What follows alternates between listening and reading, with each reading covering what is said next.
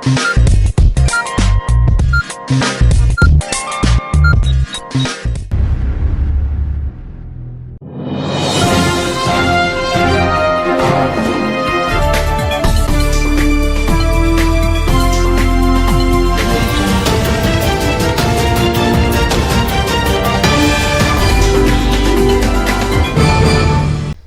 अर्ज़ है एडीएन उर्दू खबरनामे में आपका खैर मकदम। नाजरीन, मैं हूं मसरत पटेल। खबरों के सिलसिले को आगे बढ़ाने से पहले आइए एक नज़र डालते हैं आज की सुर्खियों पर। सनतकारों को आबाद और आवाम को बर्बाद करेगा मरकजी हुकूमत का बजट। महंगाई का बोझ नहीं हुआ कम, आवाम में शदीद नाराजगी। कोरोना की तीसरी लहर का टूटा जोर, पाबंदियों में मिली ढील, सयाहती मकामात खुल गए।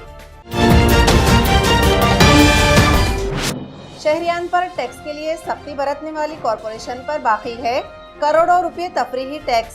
महकमे महसूल ने जारी की सिद्धार्थ गार्डन जब्त करने की नोटिस। और नशावर गोलियों के साथ एक शख्स गिरफ्तार, उस्मानपुरा पुलिस ने की कार्रवाई। अब खबरें तफसील से। मरकजी हुकूमत के सालाना बजट ने आज मुल्क भर में आवाम और छोटे ताजिरों को मायूस कर दिया। महंगाई के बोझ में देही आवाम राहत की उम्मीद कर रही थी, लेकिन मरकजी हुकूमत ने इनकी उम्मीदों को तोड़ दिया।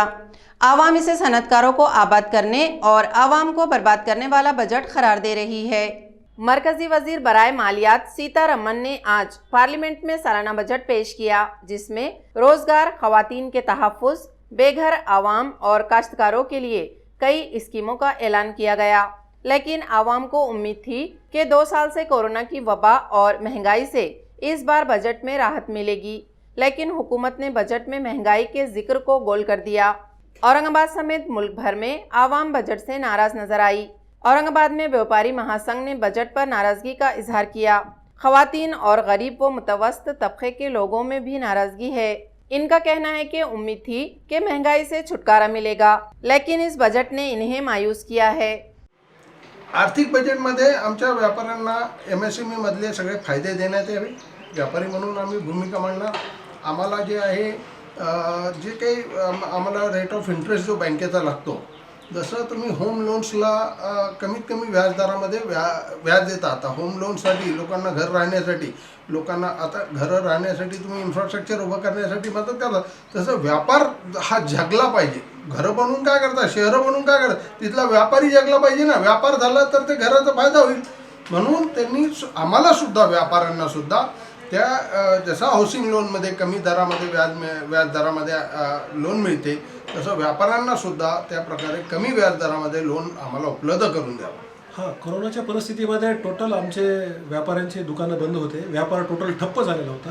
आमची ही अपेक्षा होती की सरकारने ही घोषणा केली की तुमचं जे लोन आहे ते तुम्हाला ते लोनचे EMI भरण्यासाठी तुम्हाला सवलत मिळेल। आमची अशी अपेक्षा होती की ते लोन EMI भरण्यासाठी सवलत तर मिळालीच पाहिजे होती, पण त्यावरचं जे इंटरेस्ट आहे ते तसंच लागलं गेलं आणि इंटरेस्टवर इंटरेस्ट लागून परत अजून व्यापारी अजून जास्त अडचणीत आलेला आहे। आणि ही काही सरकारची जी भूमिका घेतली होती ती योग्य नाही। त्यांनी आम्हाला EMI विथ इंटरेस्ट हे त्यांनी आम्हाला सवलत द्यायला पाहिजे होती। आम्ही मुद्दल भरायला तयार आहोत, पण त्यावरचं जे कोरोनाच्या पिरियडमध्ये जे बंद आमचा व्यवहार झाला होता, व्यापार ठप्प झाला होता, त्या काळातलं इंटरेस्टसुद्धा त्यांनी आमच्याकडून घ्यायला नाही पाहिजे। आणि आम्ही तसा केंद्र सरकार आणि राज्य सरकारकडे हा प्रस्ताव पाठवलेला आहे की हा इंटरेस्ट आम्हाला तुम्ही लावू नका। रियासत में कोरोना की तीसरी लहर का जोर कम हो रहा है, इसलिए हुकूमत ने पाबंदियों में ढील देने का ऐलान किया। सयाहती मकामात आज से खोल दिए गए, बारातियों की तादाद बढ़ाई गई और आखिरी रसूमात में सौगवारों की हद खत्म कर दी गई है। जनवरी की शुरुआत में ओमिक्रॉन के नाम पर कोरोना की तीसरी लहर का जोर चलाया गया। टेस्ट की रफ्तार बढ़ते ही मरीजों की तादाद भी बढ़ने लगी। कोरोना फोबिया में मुब्तला हुकूमत व इंतजामिया हरकत में आए। स्कूल और सयाहती मकामात बंद कर दिए गए। तकरीबात पर पाबंदी लगा दी गई। शादी ब्याह में बारातियों की तादाद घटाई गई। कई शहरों में रात का कर्फ्यू लगा दिया गया। गुज़िश्ता 2 साल से वबाई दौर में बर्बाद हो चुके आवाम अब इस वबा और हलाकत खेज पाबंदियों से तंग आ चुके हैं। आवाम में पाबंदियों, कोविड क़वानीन और एहतियाती तदाबीर से बेजारी नज़र आ रही है, लेकिन हुकूमत व इंतज़ामिया पर वबा का खौफ तारी है। इसलिए तीसरी लहर शुरू होते ही पाबंदियां सख्त कर दी गई, जिससे आवाम में सख्त नाराज़गी थी। अब तीसरी लहर कमज़ोर पड़ती नज़र आ रही है, इसलिए हुकूमत ने सयाहती मकामात खोलने का ऐलान किया। साथ ही कई दूसरी पाबंदियों में भी ढील दी गई है। शहरियान से सख्ती के साथ टैक्स वसूल करने वाली कॉरपोरेशन पर करोड़ों रुपये तफरीही टैक्स बाकी है। महकमा महसूल ने अब सख्ती के साथ टैक्स वसूल करने का फैसला किया और टैक्स वसूल करने के लिए सिद्धार्थ गार्डन जब्त करने की नोटिस जारी कर दी। म्यूनिसिपल कॉरपोरेशन ने सिद्धार्थ गार्डन समेत कई मकामात पर तफरीही मकामात बनाए हैं। इन मकामात पर दाखिले के लिए शहरियान को टिकट लेना पड़ता है। तफरीही ज़राए से कॉरपोरेशन को मोटी कमाई होती है। कॉरपोरेशन को इन तफरीही मकामात का तफरीही टैक्स अदा करना पड़ता है। कई सालों से कॉरपोरेशन ने महकमा महसूल का टैक्स अदा नहीं किया। महकमा महसूल ने कई बार कॉरपोरेशन से टैक्स अदा करने के लिए नोटिस जारी किया, लेकिन कॉरपोरेशन ने इसे नज़रअंदाज कर दिया। अब महकमा महसूल ने तफरीही टैक्स वसूल करने के लिए कॉरपोरेशन को सख्त नोटिस जारी कर दिया। महकमा महसूल ने फौरी टैक्स अदा न करने पर सिद्धार्थ गार्डन जब्त करने का इंतबाह दिया। कॉरपोरेशन पर 1.5 करोड़ रुपये तफरीही टैक्स बाकी है, जिनमें सिद्धार्थ गार्डन पर 72 लाख शामिल हैं। एडिशनल तहसीलदार विजय चौहान ने ADN से बात करते हुए ये बात बताई। मागील बऱ्याच वर्षापासून औरंगाबाद महानगरपालिकेकडे एंटरटेनमेंट टॅक्सची थकबाकी होती। त्या अनुषंगाने 1,50,00,000ची आम्ही नोटीस दिलेली आहे आणि वसुलीकरता पुढील कारवाई सुरू आहे। वंचित बहुजन आघाड़ी की मकबूलियत से घबराकर मुखालिफ सियासी जमातें ओछी हरकतों पर उतर आई हैं। आघाड़ी के तर्जुमान फारूक अहमद ने प्रेस कॉन्फ्रेंस में कहा कि मकामी सियासतदानों के दबाव में पुलिस ने वंचित आघाड़ी के मकामी लीडरों के खिलाफ केस दर्ज किया है। ये वंचित से इसलिए डरते हैं कि वंचित उनके किरदार पे सवाल उठाती है, उनके नियत पे सवाल उठाती है और हमारे सवालों से बचने के लिए वो हमारी बात को, हमारी आवाज को दबाना चाहते हैं, हमारी जुबान को काटना चाहते हैं। लेकिन इस मुल्क का संविधान हमको बोलने का बराबरी का इख्तियार देता है। हम लड़कर झगड़कर बोलेंगे, लेकिन बोलेंगे जरूर। अगर ये मामले पीछे नहीं लिए गए हमारे ऊपर, जो हमारे पार्टी के जिम्मेदारों पे जो मामले दर्ज किए, अगर ये पीछे नहीं लिए, आपने कलेक्टर दफ्तर पे, कमिश्नर दफ्तर के ऊपर मोर्चे निकलते देखे थे। पुलिस कमिश्नर के ऑफिस के ऊपर आंदोलन हम करेंगे और पुलिस कमिश्नर का भी ज़हन ठिकाने पे लाएंगे कि आपके अधिकारी और कर्मचारी कोई पॉलिटिकल पार्टी के दलाल और एजेंट नहीं हो सकते। उनको संविधान का बंधन है, संविधान के हिसाब से बराबरी का उनको नियम अपनाना पड़ेगा, बराबरी का नजरिया रवैया रखना पड़ेगा। ये सवाल भी हम कमिश्नर साहब को, अगर कमिश्नर नहीं सुनेंगे IG के पास जाएंगे, IG नहीं सुनेंगे तो गृह मंत्री का घेराव करेंगे, लेकिन कानून के मुताबिक रवैया इनका हम करेंगे। उनको माइनस करके ये सत्ता में रहते हुए, इनके आमदार खासदार मंत्री रहते हुए, इनकी पार्टियां छोड़ छोड़ के लोग वंचित में आ रहे हैं। इस बात का दर्द उनको तो होगा ना, इस बात का तो उन्होंने अपने अंदर सुधार लाना चाहिए। लोग उनको क्यों छोड़ रहे हैं? वो अपने में सुधार नहीं लाएंगे, लेकिन एक अच्छा विकल्प, एक अच्छा पर्याय जो वंचित बन रहा है, उसको रोकने के लिए ये सब मिलके काम कर रहे हैं। सभी है, क्योंकि पुलिस अधिकारी को, पुलिस कर्मचारियों को फोन करके वंचित के खिलाफ एक्शन लेने के लिए मजबूर करने वाले ये सभी चुन के आए वाले आमदार खासदार है, जिनके फोन जाने की वजह से वो फोटो भेज रहे हैं। वो फोटो वो भेज रहे हैं कि देखो वंचित का यहाँ पे टूर्नामेंट चल रहा है। अरे आपको लोगों ने इसके लिए चुन के दिया कि हमारी चुगलियां करो? अरे औरतों की किसी चुगलियां मत करो, मैदान में उतर के सामने आके बात करो। कॉरपोरेशन के इन्हेदामी दस्ते ने आज शहर के इंतहाई मसरूफ इलाकों में ट्रैफिक के लिए रुकावट बने हुए गैर कानूनी कब्जों पर बुलडोजर चला दिए। इन इलाकों में रास्तों पर बनी कई दुकानें तोड़ दी गई। औरंगपुरा, पटन गेट, गुलमंडी, रंगार गली और शाहगंज वगैरह इलाके शहर के मसरूफ कारोबारी इलाके हैं। कॉरपोरेशन ने इन रास्तों को कुशादा किया था, लेकिन कुछ दुकानदारों ने अपनी दुकानों के सामने रास्ते पर टीन के शेड और जालियां नस्ब करके कब्जा कर लिया। इसी तरह कुछ दुकानदारों ने TDR हासिल करने के बाद भी अपनी ज़मीन कॉरपोरेशन की तहवील में नहीं दी। गैर कानूनी तरीके से इस पर कब्जा करके दुकानें बना ली। ये तामीरात इन मसरूफ इलाकों में ट्रैफिक के लिए रुकावट बनी हुई थी। Additional municipal commissioner Ravindra Nikam की निगरानी में इन्हेदामी दस्ते ने आज इन इलाकों में 12 दुकानों के 3 शेड तोड़ दिए। गैर कानूनी तामीरात पर बुलडोजर चलाकर रास्ता कुशादा किया। ये कार्रवाई एडमिनिस्ट्रेटिव ऑफिसर वसंत भुइये, बिल्डिंग इंस्पेक्टर सैयद जमशीद और रवि देसाई वगैरह ने अंजाम दी।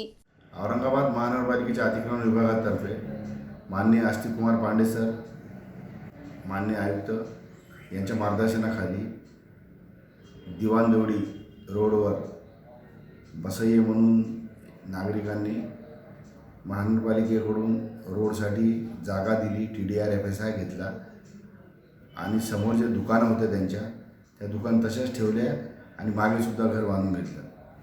तर ही जी रोडवरची जी दुकानं होती जी त्यांनी तोडायला पाहिजे होती ती त्यांनी तोडली नाही. त्याच्यामुळं महानगरपालिकेच्या अतिक्रमण विभागाच्या माध्यमातून तिथं कारवाई करून ती दुकानं निष्कासित करण्यात आलेली आहे व त्यांच्यावर ही कारवाई करण्यासाठी लागणारा जो खर्च आहे हा सुद्धा संबंधित मालकाकडून आम्ही वसूल करू. संपूर्ण ज्या लोकांनी TDR घेतलेला आहे, जर त्यांनी TDR पैसा घेतला असेल आणि रोडसाठी जागा सोडली असेल तर त्यांच्या माध्यमातून आम्ही टाउन प्लॅनिंग डिपार्टमेंटचा सल्ला घेऊन असे प्रकरणे शोधून काढू व नियमानुसार त्यांच्यावर पण ह्याच पद्धतीने अतिक्रमण विभागाच्या पद्धतीने कारवाई करू. वजीर आजम नरेंद्र मोदी को झूठा कहने वाले मेंबर पार्लियामेंट इम्तियाज जलील पर आज मेंबर असेंबली अतुल सावे ने पलटवार किया.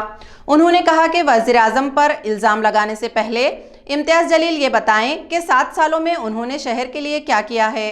खासदार इम्तियाज जलील साहब ने देश के पंतप्रधान नरेंद्र मोदी जी के बारे में जो वक्तव्य किया वो एकदम गलत वक्तव्य है. आज आपको पता होगा पूरे देश में पंतप्रधान आवास योजना के माध्यम से सभी जगह गरीबों के लिए घर बनाए जा रहे हैं, गरीबों के लिए घर दिए जा रहे हैं.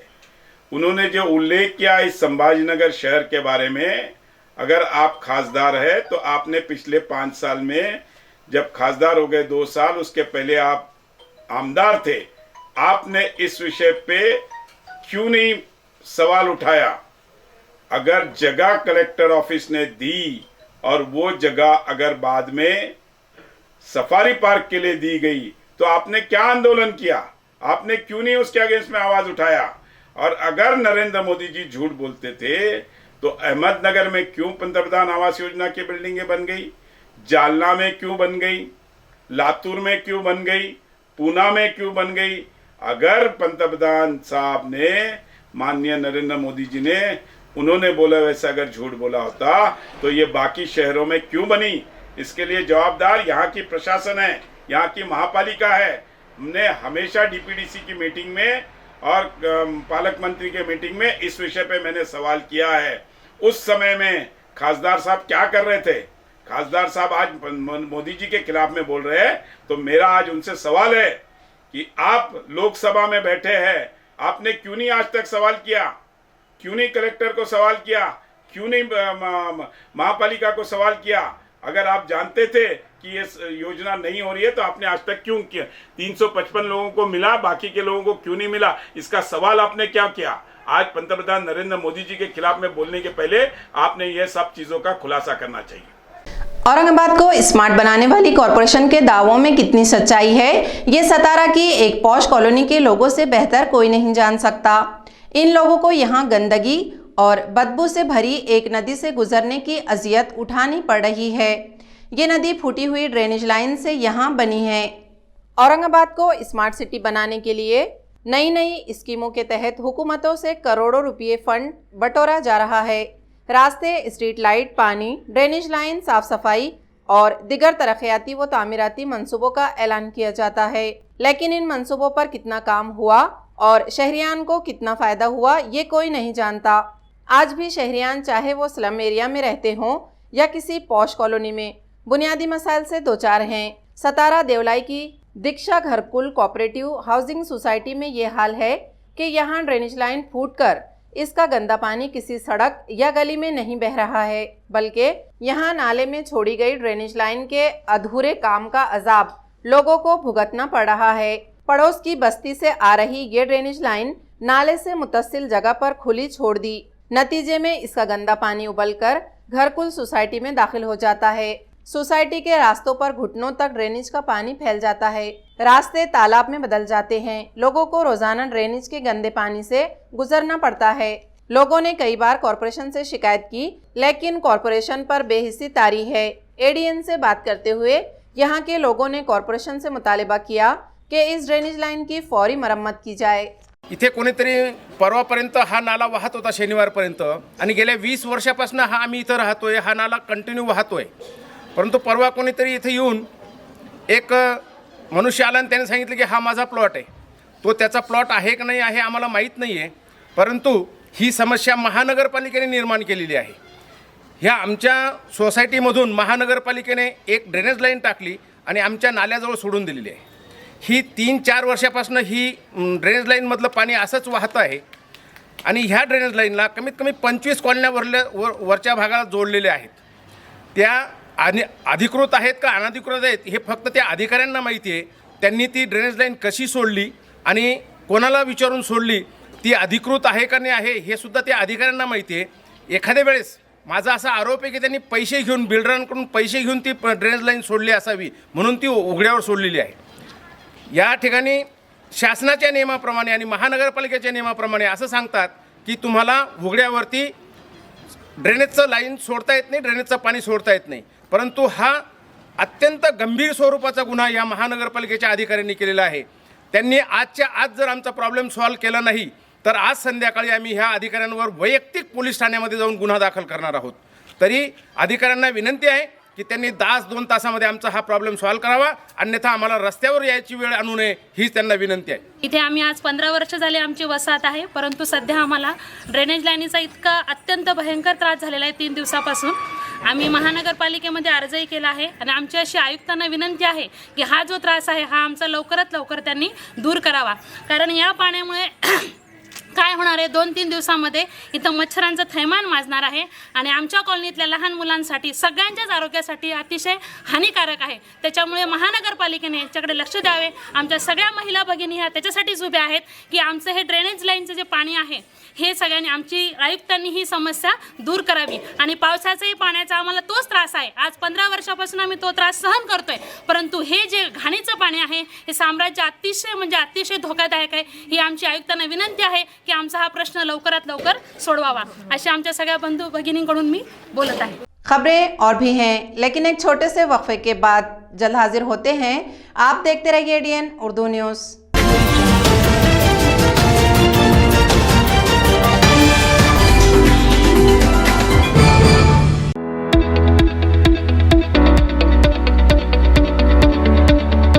औरंगाबाद छावनी परिषद के सभी नागरिकों को सूचित किया जाता है कि छावनी परिषद द्वारा ई छावनी पोर्टल पर ट्रेड लाइसेंस, एम कलेक्ट, पट्टा नवीनीकरण, जन शिकायत निवारण, ऑनलाइन भुगतान, जन्म एवं मृत्यु प्रमाण पत्र, पानी एवं सीवरेज संबंधन हेतु ऑनलाइन आवेदन जैसी सुविधाएं ऑनलाइन उपलब्ध कराई गई है.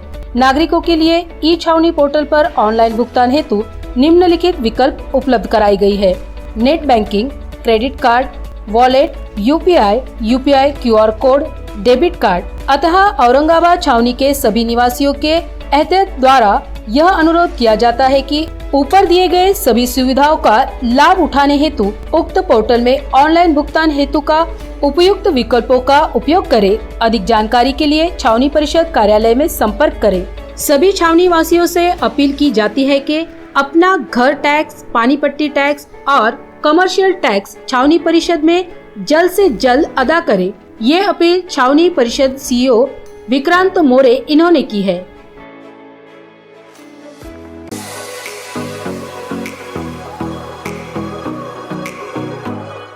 औरंगाबाद शहर में 50 सालों से ग्राहकों की सेवा में वाजबी दाम, तत्पर सेवा, MRP डिस्काउंट, विश्वास का खजाना, Sartaj Kirana shop, Sartaj trading company, Chilipura, Aurangabad. एक बार जरूर पधारें या सामान की लिस्ट भेजें, फ्री होम डिलीवरी लें.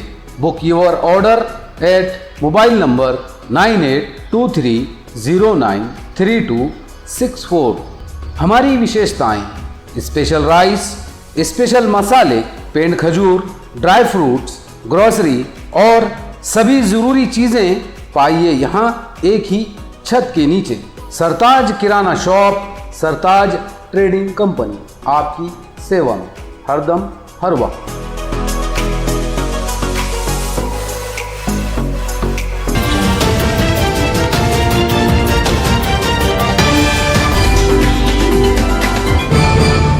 वक्फे के बाद आपका खबर इस्तकबाल है। नशावर गोलियों के कारोबार में मुलव्वस एक शख्स को पुलिस ने गिरफ्तार कर लिया।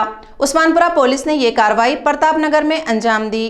पुलिस ने ये कार्रवाई एक खुफिया इत्तला पर की। प्रतापनगर में ब्रिजवाड़ी नारे गांव के साकिन तौफीक फारूकी को गिरफ्तार किया गया। इसके पास 4 मुख्तलिफ दवासाज कंपनियों की ऐसी गोलियां पाई गई हैं जो बेहोशी के लिए इस्तेमाल की जाती हैं। पुलिस ने इसके कब्जे से मोटरसाइकिल भी जब्त की है। इस मामले में पुलिस मजीद तहकीकात कर रही है।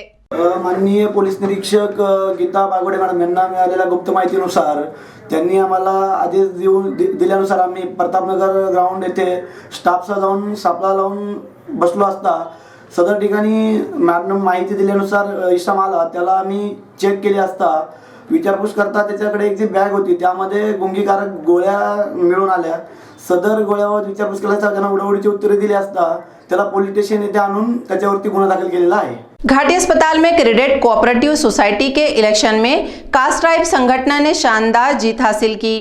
इस कामयाबी पर घाटी के तमाम शोबों में संगठन के लीडरों का इस्तकबाल किया जा रहा है।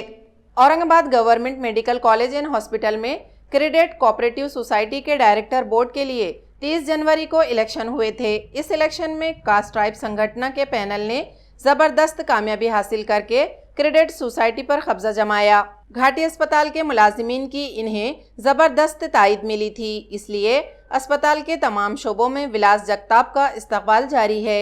आज रुबीना खान, बालाजी दंडे, शेख अकरम, मेघराज साबड़े, राहुल लिपने, सनी खंडागले, महेंद्र कुलकर्णी, संतोष जाधव, साजिद खान, सुनील शिंदे वगैरह ने विलास जगताप का इस्तकबाल करके इन्हें मुबारकबाद पेश की। चर्चा करणारे जे लोक आहे त्यांना अपयश पचवता येईना म्हणून काहीतरी चर्चा करत आहे। शासकीय नियमानुसार प्रत्येक कोणतंही कार्यालय असो तिथं GR नुसार सगळे कारोबार चालतात। शासनाच्या आधिपत्याखाली जेवढे काही कार्यालय आहे ते कार्यालय त्या कार्यालयामार्फत नियम बनवलेले राहतात। शासनाकडून नियम बनवलेले राहतात, त्या नियमानुसारच सगळे काम होतात। जर यदा कदाचित 7 लोकांचा कोरम जर 7 लोकांचा असता तर निवडणूक 13 लोकांची घ्यावी लागली असती। कोरम 6 उमेदवार 6 संचालकाचा असतो, त्याच्यामुळं 11 लोकांचे निवडणूक अधिकाऱ्यांनी 11 लोकांची निवडणूक घेतलेली आहे, ती नियमानुसार घेतलेली आहे। जर यदा कदाचित निवडणूक अधिकारी चुकले असतील तर निवडणूक अधिकाऱ्याचे नोकरीला धोका होईल, आमच्या नाही, कारण की आमचे बहुमत आलेले आहे। शिव जयंती के मौके पर औरंगाबाद शहर व जिले में शिवाजी महाराज के मुजस्सिमे समेत दीगर कौमी शख्सियात के मुजस्सिमों पर हेलीकॉप्टर से फूल बरसाए जाएंगे। शिव जयंती महासंघ की मीटिंग में ये ऐलान किया गया। औरंगाबाद के क्रांति चौक पर शिवाजी महाराज का घोड़े पर सवार मुजस्सिमा कुछ दिन पहले ही नस्ब किया गया। शिव जयंती के मौके पर 19 फरवरी को शहर में इस्तादा शिवाजी महाराज के तमाम मुजस्सिमों के अलावा जिले में राजमाता जिजाऊ, छत्रपति संभाजी महाराज और शाहजी राजे गढ़ी पर हेलीकॉप्टर के जरिए फूल बरसाए जाएंगे। ये फैसला शिव जयंती महासंघ की मीटिंग में किया गया। मीटिंग में महासंघ के सदर अभिजीत देशमुख, विनोद पाटिल, अतीक मोतीवाला, प्रकाश मते, दत्ता भांगे, अमर लोखंडे, प्रभु भालेकर, राजेश मोरे, अक्षय शिंदे, भारत पवार वगैरह मौजूद थे। प्रशासनाच्या वतीने तत्कालीन महानगरपालिकेमध्ये असलेल्या सत्ताधाऱ्यांच्या वतीने थापा मारण्यात येत होते, तरी शिवभक्तांनी एक आशा ठेवली होती आणि 4 वर्षांची ती आशा पूर्ण झाली। स्मारक आलेलं आहे, परंतु हे स्मारक तात्काळ शिवभक्तांसाठी खुलं व्हावं, कशा पद्धतीने व्हावं यासाठी उद्या बैठक आहे जिल्हा शिवजयंती महोत्सव समिती, त्याच्यामध्ये सर्वजण चर्चा करून आम्ही आपलं मत मांडू। वाईट काय वाटतं की निवडणुकीच्या काळामध्ये सत्ताधाऱ्यांना शिवाजी महाराजांची आठवण येते, परंतु निवडणूक झाल्यानंतर शिवाजी महाराजांचं त्यांना हे दुर्दैव आहे। असंच काहीसं घडलं, 4 वर्ष गेले, मी समजू शकतो कोरोना होता, परंतु इतर कामांना प्राधान्य महानगरपालिकेच्या वतीने निश्चित होतं, शिवस्मारकासाठी नव्हतं हे स्पष्ट झालं। या वर्षाचा आमचा संकल्प आहे आर्थिक क्रांती व शैक्षणिक क्रांती। जोपर्यंत शिक्षण घेऊन आम्ही पायावर उभं राहणार नाही तोपर्यंत तरुण हा देशोधडी जो लागलेला आहे हा मुख्य प्रवाहामध्ये येणार नाही। त्या संकल्पनेतून यावर्षीचा आमचा संकल्प असतो आहे आर्थिक क्रांती व शैक्षणिक। मागच्या 3 वर्षापासून पुष्पवृष्टी ही ग्रामीणमध्येही झालेली आहे आणि शहरामध्ये झालेली आहे। आजची बैठक त्याच्यासाठीच होती, जे काही लोकेशन कमी जास्त झाले ते लोकेशन्स कशा पद्धतीने घेतलं पाहिजे. हेलिकॉप्टरची एक लँग्वेज असते, त्या लँग्वेजला मॅचिंग करून ते लोकेशन्स घ्यावं लागतात. ते लोकेशन्सच्या नियोजनाची बैठक होती आणि संपूर्ण जिल्ह्यामध्ये पुष्पवृष्टी होणार आहे. सिडको वालूज महानगर में तेजी से बढ़ती आबादी की वजह से अमन व कानून की बरकरारी एक मसला बनती जा रही है। यहाँ के लोगों ने पुलिस कमिश्नर से इस इलाके में बंद पड़ी पुलिस चौकी दोबारा शुरू करने का मुतालिबा किया। कुछ सालों पहले वालूज MIDC पुलिस थाने की हुदूद में सिडको वालूज महानगर में पुलिस चौकी कायम की गई थी, लेकिन दरमियानी अरसे में ये पुलिस चौकी बंद कर दी गई। इस इलाके में आबादी काफ़ी बढ़ चुकी है, इसके साथ चोरियां और दिगर जुराइम भी बढ़ रहे हैं, लेकिन यहाँ एक इमारत में बनाई गई चौकी में सन्नाटा छाया हुआ है। बढ़ते जुराइम की वजह से लोगों में खौफ और अदम तहफ़्फ़ुज़ का माहौल है। मकामी साकिनीन ने पुलिस कमिश्नर को एक मेमोरेंडम पेश करके सिडको वालूज महानगर में बढ़ते जुराइम की तरफ तवज्जो दिलाई और बंद पड़ी पुलिस चौकी दोबारा शुरू करने का मुतालिबा किया। सर्वच गुन्हेगारी म्हटलं की कधी काय घडेल याचा अंदाज कुणालाच नसतो, पोलिसांनाही नसतो, नागरिकांना कोणालाच नसतो. परंतु या सगळ्या गोष्टींवर आळा बसावा म्हणूनच आम्ही मागणी केलेली. आणि हे आता आपण बघतो, एवढी सुसज्ज अशी इमारत सिडकोच्या मुख्य परिसरात असताना सुद्धा कचरा वगैरे हे जे पडलं, कुणीही लक्ष न दिल्यामुळे ही वेळ आलेली आहे. तीच मागणी आमची आहे, प्रशासनाने ताबडतोब याच्याकडे लक्ष द्यावं आणि ही पोलीस चौकी सुरू करावी. खूप चांगले परिणाम याचे होणार आहेत, त्याची आम्ही मागणी केली. त्यासाठी 2005 पासून इथं वास्तव्यास आहेत. पण मी जेव्हा राहायला आलो तिथं 7-8 वर्ष ही पोलीस चौकी चालू होती. कायम 2 पोलीस कर्मचारी इथं बसायचे. नंतर ते बसणं बंद झालं आणि या पोलीस चौकीचं भग्न अवस्थेमध्ये रूपांतर झालं आणि त्याच्यानंतर इथे अनेक गुन्हे घडलेले किंवा चोऱ्या पण झालेल्या आहेत, बाईक गेलेले आहेत, पेट्रोल चोरीचे प्रकरण आहेत, महिलांना छेडखानीचे प्रकरण आहेत. तर तरी पोलीस प्रशासन असेल, सिडको प्रशासन असेल, यांनी आम्हाला त्वरित ही पोलीस चौकी चालू करून देऊन नागरिकांना जरा इथं कायदा आणि सुव्यवस्था चांगली राबवली जाईल याच्याकरता प्रशासनाने काळजी घ्यावी, एवढीच मी विनंती करतो. सिल्लोड के सब डिविजनल एग्रीकल्चर ऑफिसर पर घपलों का इल्जाम लगाते हुए स्वाभिमानी शेतकरी संगठन ने गैर मुअय्यना मुद्दत तक ठिया आंदोलन शुरू किया। यह आंदोलन औरंगाबाद एग्रीकल्चर सुप्रिंटेंडेंट के दफ्तर पर जारी है। स्वाभिमानी शेतकरी संगठन ने सिल्लोड के सब डिविजनल एग्रीकल्चर ऑफिसर पर बदउनवानियों और घपलों के जरिए गैर महसूब जायदाद जमा करने का इल्ज़ाम लगाया है। इस ऑफिसर के घपलों की जांच के मुतालबे पर संगठन ने 26 जनवरी से हड़ताल शुरू की। रामेश्वर भुसारे ने ADN से बात करते हुए बदउनवान एग्रीकल्चर ऑफिसर के खिलाफ सख्त कार्रवाई का मुतालबा किया। तालुका कार्यालयाचे जे उपविभागीय अधिकारी आहेत त्यांनी माझी लेखी आश्वासन देऊन फसवणूक केलेली आहे। काय की बा अशा पद्धतीने तुम्ही कंपनी स्थापित करा आणि कंपनी स्थापित करून ही मला त्यांनी लेखी दिलेली आहे आणि या लेखीमध्ये वेगळं सांगितलं आणि तोंडी वेगळं सांगितलं। हो का? हो. आणि माझी फसवणूक करून माझं 25 ते 30 लाख रुपये नुकसान झालेलं आहे। असं माझं 4 वर्षापासून त्यांनी माझी अशी वेगळ्या आश्वासनं देऊन फसवणूक केली आणि वेगवेगळे लेखी देऊन फसवणूक केली। मग मी कंपनी रजिस्ट्रेशन केली, Bhusare agro farmer production company, शेतकरी उत्पादक। तर ही कंपनी स्थापित करून मला त्यांनी सांगितलं होतं की बा तुम्हाला आम्ही वाहन देतो म्हणून शेतकरी माल वाहतुकीसाठी, असं त्यांनी मला लेखीपत्र दिलेलं आहे। त्या लेखीपत्र दिल्यानंतर परत म्हणताय की बा तुम्ही प्रक्रिया गोडाऊन स्थापित करा, प्रक्रिया उद्योग केंद्र संकलन केंद्र स्थापित करा। मग ही माहिती आम्हाला अगोदर न देता आज माझे 2 ते 2.5 लाख रुपये या कंपनी स्थापित करण्यात, शेतकरी गट जोडण्यात माझे 2 ते 2.5 लाख रुपये खर्च झालेले आहे। आणि आता परत मी त्यांच्याकडे ऑनलाईन अर्ज केल्यानंतर ते मला परत उडवडीची उत्तर देत आहे। त्या माध्यमातून मी आता मागणी केलेली आहे की बा यांनी प्रत्येक ज्या अधिकाऱ्यांनी माझी फसवणूक केली त्या अधिकाऱ्याची मालमत्तेची चौकशी करून त्याला निलंबित करण्यात यावं। औरंगाबाद म्यूनिसिपल कॉरपोरेशन के जोन ऑफिसर संपत जरारे हुस्न खिदमत से सुबुकदोश हुए।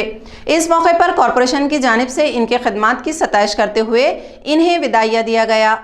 कॉरपोरेशन के सिटी इंजीनियर के दफ्तर में ये विदाइया तकरीब रखी गई थी, जिसमें city engineer Panjhade, deputy commissioner Aparna Thete, executive engineer BD Phad, DK Pandit, deputy engineer KM Phalak वगैरह ने संपत जरारे का इस्तकबाल किया और मुस्तकबिल के लिए नेक ख्वाहिशात का इजहार किया। संपत जरारे 31 जनवरी को जोन ऑफिसर के ओहदे पर रिटायर हुए थे। डॉक्टर बाबा साहब अम्बेडकर मराठवाड़ा यूनिवर्सिटी के अहाते में जल्द ही छत्रपति शिवाजी महाराज का मुजस्समा नस्ब किया जाएगा। सीनेट मेंबर डॉक्टर विजय पाटिल ने एडीएन से बात करते हुए इस मंसूबे की तफसील बताई। छत्रपती शिवाजी महाराजांचा अश्वरूढ पुतळा जो विद्यापीठातील नियोजित जागेवर त्याचे काम सुरू आहे आणि लवकरच ह्या पुतळ्याचा लोकार्पण सोहळा आपण विद्यापीठामध्ये लवकरच येणार आहे। यासाठी आपण शिवकालीन त्याला एक वलय आले पाहिजे, त्यासाठी आपण जो दगड आहे, आपण जे गडावर दगड वापरतो तो दगडाचा तिथे वापर केलेला आहे आणि येणाऱ्या 1 महिन्याच्या आत या पुतळ्याचं आपण सन्माननीय महाराष्ट्राचे लोकप्रिय मुख्यमंत्री उद्धवजी ठाकरे व सर्वपक्षीय नेते यांना आमंत्रित करून या कार्यक्रमाचा लोकार्पण सोहळा लवकरच आपण घेणार आहे। सर्व शिवप्रेमींना आणि बहुजनवादी विचाराचे लोकांसाठी ही खूप मोठी आनंदाची बातमी आहे की येणाऱ्या काही दिवसांमध्ये छत्रपति शिवाजी महाराजांचा अश्वरूढ पुतळा हा तिथं विराजमान होणार आहे। खबरें खत्म करने से पहले आइए एक बार फिर नजर डालते हैं आज की सुर्खियों पर। सनतकारों को आबाद और आवाम को बर्बाद करेगा मरकजी हुकूमत का बजट, महंगाई का बोझ नहीं हुआ कम, आवाम में शदीद नाराजगी। कोरोना की तीसरी लहर का टूटा जोर, पाबंदियों में मिली ढील, सयाहती मकामात खुल गए।